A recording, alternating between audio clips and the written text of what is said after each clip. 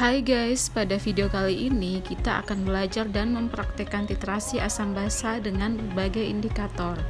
Karena ini merupakan titrasi asam basa, maka bahan yang kita gunakan adalah asam klorida sebagai titran dan natrium hidroksida sebagai titrat, serta beberapa indikator yang biasanya digunakan untuk titrasi asam basa, antara lain indikator PP atau phenolphthalein, indikator MM atau metil merah, indikator SM atau sindur metil, indikator BTB atau bromtimol biru, dan yang terakhir indikator universal, yang mana range pH saat perubahan warna indikator-indikator tersebut dapat dilihat pada tabel sebagai berikut. Nah, untuk preparasi telah tersedia beberapa Erlenmeyer yang akan diisi dengan titrat NaOH dan indikator-indikator yang telah disiapkan, serta titran HCl diisi ke dalam buret. Setelah titran sudah dimasukkan ke dalam buret, selanjutnya kita akan memipet titrat sebanyak 10 ml dari labu takar atau labu ukur, dan kita masukkan ke dalam Erlenmeyer.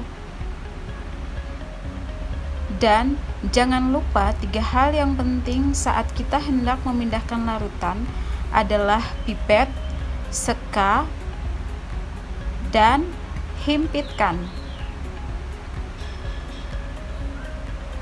Setelah berhimpit, barulah kemudian kita pindahkan larutan dengan posisi pipet volume membentuk sudut 45 derajat dengan Erlenmeyer.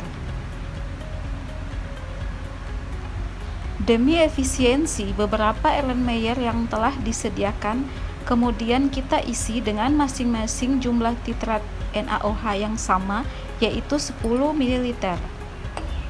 Dan jangan lupa untuk melakukan pengenceran.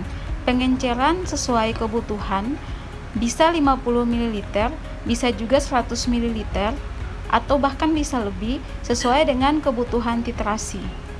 Untuk titrasi ini, kita melakukan pengenceran dengan penambahan aquades sebanyak kurang lebih 50-100 ml.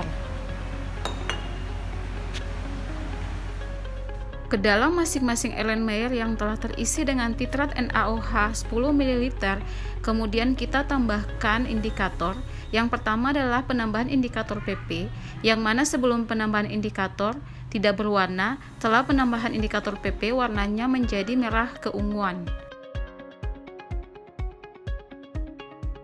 Erlenmeyer yang kedua, kita isi dengan indikator sindur metil, yang mana sebelum penambahan indikator titratnya tidak berwarna, tetapi setelah penambahan indikator sindur metil, titratnya berubah menjadi warna kuning.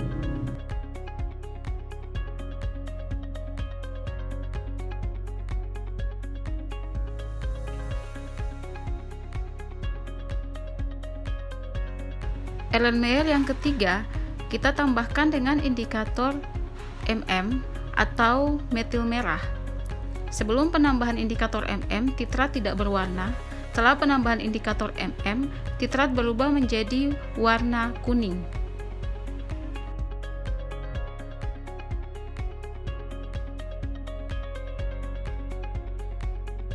Erlenmeyer yang keempat, titrat kita tambahkan dengan indikator BTB atau bromtimol biru.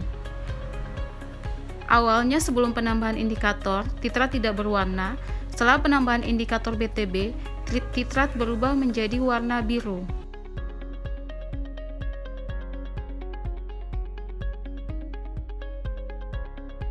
Erlenmeyer yang terakhir, kita tambahkan indikator universal pada titrat.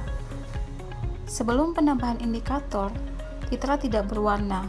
Setelah penambahan indikator, titrat berubah warna menjadi ungu. Setelah penambahan indikator pada masing-masing Erlenmeyer yang terisi titrat, selanjutnya dilakukan penitaran. Erlenmeyer yang pertama, titrat dan indikator PP dititar dengan HCl dari buret. Titik akhirnya adalah merah muda seulas.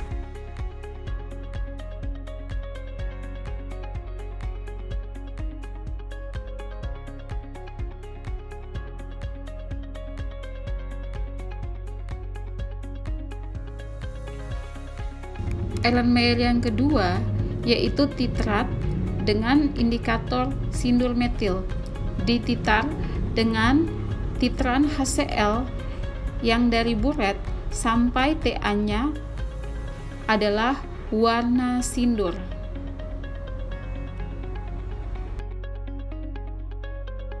Yang berikut, Erlenmeyer yang terisi dengan titrat NaOH dan indikator metil merah dititar dengan HCl dari buret sampai Ta-nya adalah warna sindur.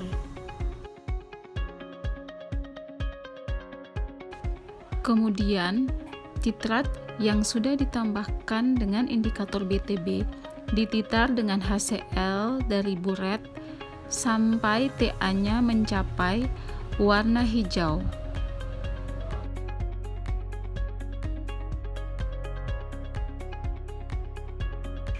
Erlenmeyer yang terakhir, titrat NaOH dengan indikator universal. Ta-nya ada beberapa warna. Warna yang pertama nila,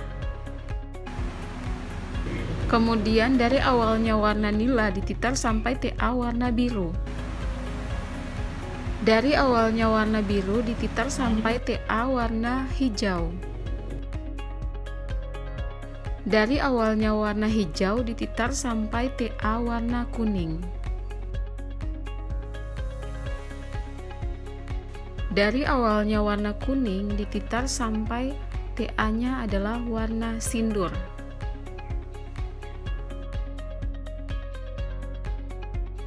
Dari awalnya sindur dititar sampai Ta berwarna merah.